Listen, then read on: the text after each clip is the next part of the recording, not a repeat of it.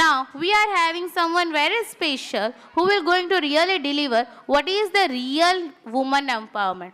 For that, I really request our respected Anjana ma'am to kindly come on the stage and share her views with her, because we all know नारी का जहाँ जहाँ सम्मान होता है वहाँ वहाँ प्रगति होती है।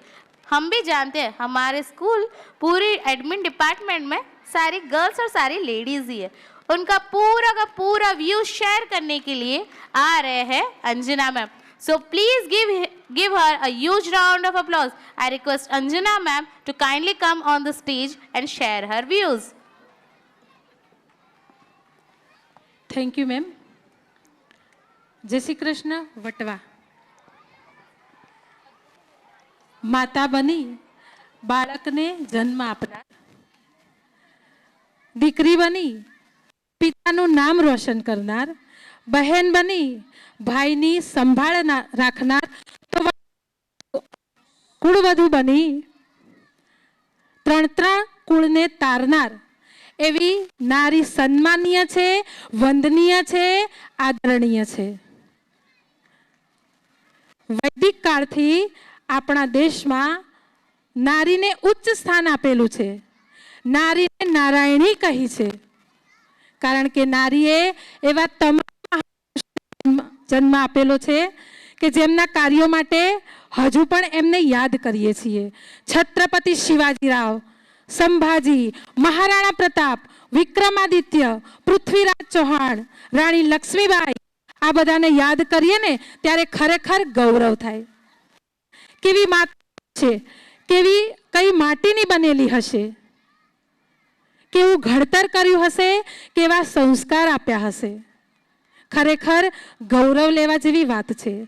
આજના આધુનિક યુગમાં જેમ નારીના શિક્ષણને મહત્વ આપવામાં આવે છે, એટલું જ મહત્વ જૂના કાળમાં પણ આપવામાં આવતું હતું।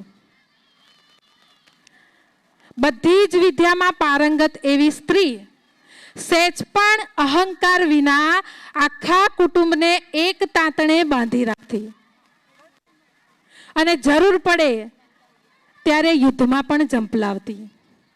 સમય જાય, પરિવર્તન આવે, પરિવર્તન તો સ્વીકારવું જ પડે।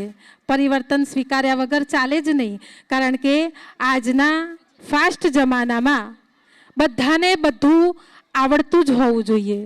નથી શીખતા તો નથી ચાલતા, અને એટલા માટે જ આજની આધુનિક નારીનો વિચાર કરીએ ને તો ક્યાં નથી પહોંચી। દરેકે દરેક ક્ષેત્રમાં એને એનું સ્થાન બનાવેલું છે, અને એ પણ જીવનના દરેક તબક્કે યોગ્ય ભૂમિકા સાકાર કરીને એ દરેકે દરેક માં, બહેન અને દીકરીને ખરેખર વંદન છે। આજે આપણે જોઈએ છીએ કે અવકાશથી લઈને પેટ્રોલ પંપ સુધી પહોંચેલી નારી ખરેખર સાહસિક છે, અને એટલા માટે જ કહ્યું છે કે આજની નારી એ પુરુષ સમોવડી બનેલી છે। પણ આપણે થોડોક વિચાર કરીએ કે પુરુષ સમોવડી બનવાની હોડમાં આજની નારીએ એનું તેજ, એની અસ્મિતા શું જાળવી રાખી છે? સ્ત્રી સ્ત્રી જ રહે એમાં એનું ગૌરવ છે, કે સ્ત્રી પુરુષ બને એમાં એનું ગૌરવ છે। ત્યારે સ્ત્રીના વિકાસ માટે કામ કરતી સંસ્થાઓ સ્ત્રી વર્ગને ઉકસાવે અને કે શું સ્ત્રી ઘરની અંદર રહે, એને 4 દિવાલમાં રહેવાનું, એને બહાર નહીં નીકળવાનું, આમાં એનું શું ગૌરવ છે? ત્યારે એક શિક્ષિત નારી જવાબ આપે છે કે ઘરના દરેકે દરેક સભ્યના હૃદયમાં હું બેઠેલી છું, ઘરના દરેકે દરેક સભ્ય મારું કહ્યું માને છે, આ મારું ગૌરવ છે। જરૂરિયાત પડે ત્યારે આર્થિક રીતે હું મદદ કરું છું, આ મારું ગૌરવ છે। અને એથી તો વિશેષ ઘરની લક્ષ્મી પણ મને પૂછ્યા વગર બહાર નથી જતી, આ મારું ગૌરવ છે। આવું બોલનારી શિક્ષિત સ્ત્રી જ હલો કારણ કે મૂલ્યવાન શિક્ષણ મળતું। આપણા દેશમાં જૂના કાળમાં ગુરુકુળ પદ્ધતિનું શિક્ષણ હતું, કે જ્યાં બાળક 7 વર્ષનું થાય ત્યારે ગુરુકુળમાં આવે અને 22 વર્ષનો થાય ત્યારે બહાર નીકળે. 18 વિષયો ભણાવવામાં આવતા હતા. સંસ્કૃત ભાષાને પ્રાધાન્ય આપવામાં આવતું હતું. અને એ બાળક જ્યારે ભણી ગણીને બહાર નીકળે ને ત્યારે ગુરુ પણ રડે અને શિષ્ય પણ રડે. આ પ્રેમ ભાવ હતો. આજે આ ફિલિંગ્સ જોવા જ નથી મળતી. આજે બધાને ડોક્ટર બનાવવા છે, એન્જિનિયર બનાવવા છે, ક્લાસ 1 ઓફિસર બનાવવા છે, પણ એ જ બાળક સારો પતિ, સારો પુત્ર, સારો ભાઈ નથી બની શકતો.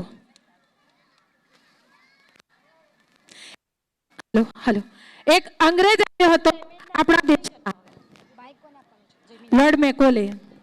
એને આપણી સંસ્કૃત ભાષાને નાબૂદ કરી. જે દેવોની ભાષા છે, જે સમૃદ્ધ ભાષા છે, એને નાબૂદ કરી અને ગુરુકુળો બાંધી નાખ્યા. તો આવું આપણે જાણતા હોઈએ તો શું આપણા બાળકને ના કહી શકીએ? અને એટલા માટે જ કૃષ્ણમ ઇન્ટરનેશનલ સ્કૂલ બહુ સરસ પ્રયત્ન લઈને આવી છે આપણા વટવા વિસ્તારમાં, કે જ્યાં બાળક ઉચ્ચ કોટીનું શિક્ષણ તો મેળવશે જ, પણ સાથે એને મૂલ્યવાન શિક્ષણ મળશે. ખરા અર્થમાં એનું ઘડતર જ થાય. અહીંયાથી બાળક 12મા ધોરણમાંથી પાસ થઈને નીકળશે ને ત્યારે કંઈક ધ્યેય લઈને નીકળશે એવો અમને વિશ્વાસ છે. Thank you. જીવનના દરેક ક્ષેત્રમાં જે પણ હોય એ દરેકે દરેક ક્ષેત્રમાં અમારું બાળક કોઈ સારી પદવી ઉપર હશે એનો અમને 100% વિશ્વાસ છે અને અમે 100% એવો પ્રયત્ન કરીશું. Thank you so much.